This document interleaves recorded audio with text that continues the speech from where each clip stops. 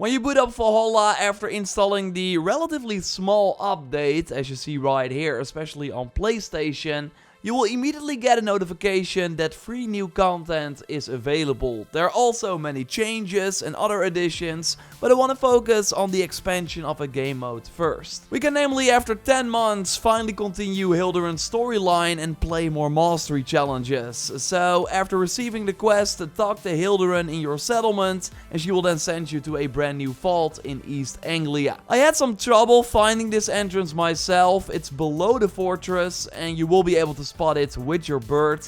So you want to blow up the entrance, so it's nice to have an adrenaline bar ready when you're down here, so you're able to blow up the wall with the incendiary powder trap ability. And then after a short cutscene, you will see 3 brand new shrines in England, and you can complete them in any order. You only need to get bronze in all 9 challenges to complete the game mode, which is totally doable. Only the Saint Goodlegs Point Bear challenge, which over here on the map has you complete the challenge in less than 2 minutes and 30 seconds. And the trick here is to use the dive of the Valkyries to jump over the traps and get to the dummies, so also the enemies that are next to them, faster. And I will of course share more mastery tips in the future, but wanted to share this one already because you might have some trouble here. Even if you don't like these challenges, I still think it's worth it, not only for the final boss, which you can repeat by the way, which I really like, but also because you can get a really cool new armor set that will change when you upgrade it to the Devine quality. And yes, it looks pretty awesome. There are also brand new weapons that have a very distinct look and some Helix style perks. And there's also a free sickle for the first time. So even if you don't have the Druze DLC, you can finally use this weapon type. I will of course go more in depth on these weapons in the future. And overall, I think these challenges were really well done. They're really varied this time. And where in the first mastery challenges you could miss out on gold if you just failed once, which sometimes was out of your control, now in the Wolf and Bear challenges, you can make a few mistakes and still get the gold medal. Only the Raven challenges are a bit less forgiving because you have to stay anonymous most of the time. But yeah, they are doable. I will share a link to my stream where I completed all of them with at least bronze, some gold in the pinned comment, so you can check them out. And I will also leave a link to my general mastery challenge tips based on the previous mastery challenges in the pinned comment. Good to note is that you, by the way, need to be power level 221 to start the mastery challenges.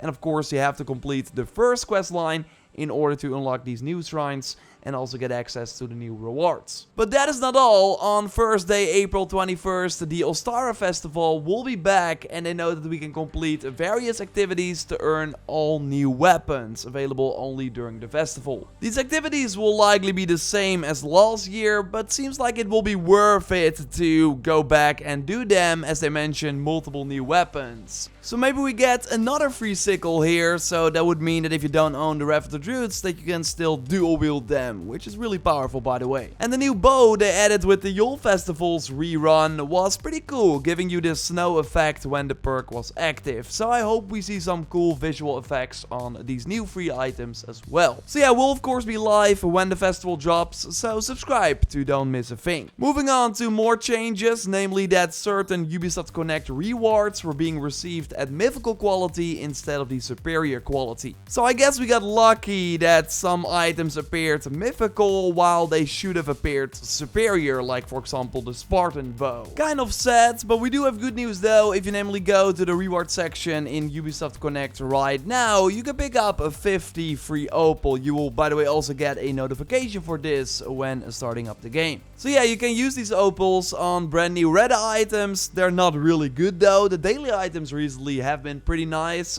but right now I would only recommend the steampunk cloak, which I kinda dig. It has the smoke coming out of your shoulder once in a while. And of course, good to note is that all these red items now appear in the brand new Devine quality. And speaking of Devine quality items, you likely noticed that around the launch of Dawn of Ragnarok, red items and Helix items would be instantly upgraded to the Devine quality, but then they would also remove your runes in the process. So yeah, that really sucked, but Ubisoft now notes that they basically brought back those runes. And well, when I booted up the game, I did notice some brand new runes in my inventory, but they were all of the minor quality, Well, I never put these runes on my gear, period, so I don't think those are the ones I lost. I also received 2 extra Nullify runes from Dawn of Ragnarok, while you will only need 5 and can also only get 5 during the expansion, so that's kind of weird as well. So I hope you got your runes back. Let me know your rune situation in the comments down below. And there are more things they said they fixed, while they are still an issue, unfortunately. There were numerous weapons that would change their name upon being upgraded to the Divine quality. That happened with my Basim sword. I upgraded it to the Divine quality, and now it's called Astral Blade. So I have 2 Astral Blades in my inventory. And well, maybe you already guessed it, but it's still called Astral Blade after the update.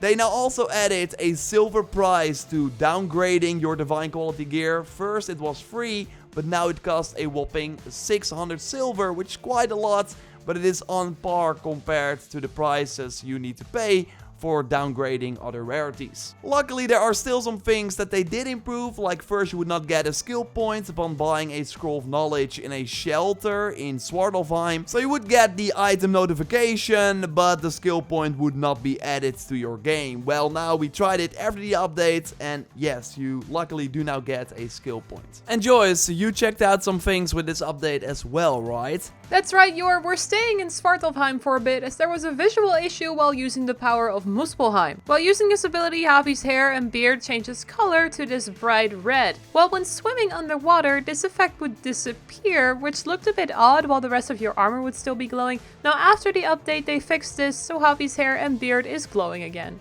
And for another Dawn of Ragnarok ability, namely the power of the Raven, they improved the control with this update. Before the update it was sometimes hard to fly, especially whilst trying to steer if you wanted to visit the floating monoliths up top. I couldn't even reach it in time. Now after the update, steering of your wings is much more doable and I can finally reach the top without failure. Also, they improved aiming for an enemy while doing the assassination, so that's nice too. Moving on to the new weapon type they added, of course, with the suspension, the Atgeir weapons, because Ubisoft noted that they were misplaced by accident when equipped on the left arm. So I tried this out before the update, and the only thing I found odd is when Eivor is using the Atgeir in the left arm, the animation seems a bit clunky. Like their right arm is floating in the air, like it's supposed to be holding the Atgeir in 2 hands, but it's not reaching for anything. I couldn't find anything else that seems wrong with it, and after the update it's still in the same animation, so if you know what was up with the Atgeirs and if it's fixed, let us of course know in the comments down below. Alright, Jor, back to you. Awesome, thanks for sharing, and we'll of course speak to you in a moment to go over the amazing community photos. Yes, catch you later. Now I also checked some Atgeir changes. They namely mentioned that they added some missing hitboxes on certain attacks when wielding 2 Atgeir weapons. Like here, before the update, I for example miss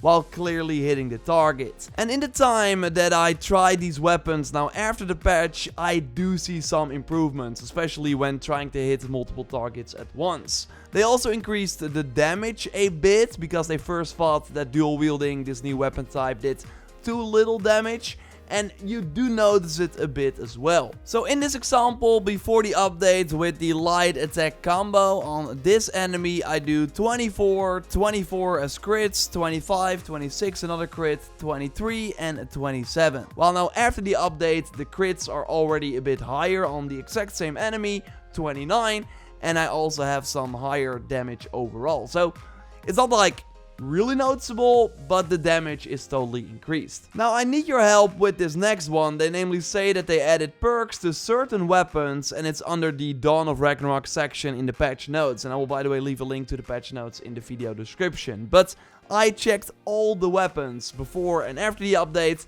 did not find anything. They also say that they fixed various malfunctioning perks on gear and weapons, but once again I haven't noticed anything yet. So if you found anything, let me know via the input@joraptor.com email address, or you can of course also drop it in the comments under this video. Subscribe if you haven't already to not miss my in-depth look at brand new items, my stream of the festival, and way more Valhalla coverage this week and beyond of course. A like on the video would really help me out, and at the end of a Valhalla video we want to look at awesome pictures. You can send us via the Valhalla Raptor hashtag on Twitter, or by going to the dedicated pictures channel on our Discord.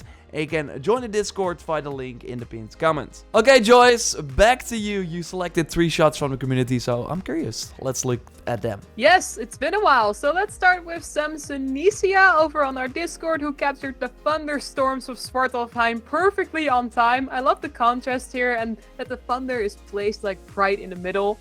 Moving on to Amaya Nocturna, who took this vertical shot of Eivor's arm while the focus is on the Hooge rib. I like the composition choice here as well, where they are walking through the flowers and you can really see the details on the bracer.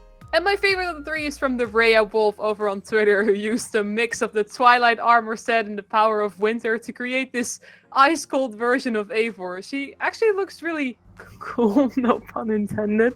Ready to kill some Muspel enemies. Awesome shot. Yeah, it looks a bit like Shrek. But, hey, we have more Valhalla videos coming your way. So be sure you are subscribed and check out our previous video by clicking on the screen. For now, though, we will speak to you soon. Goodbye. Goodbye.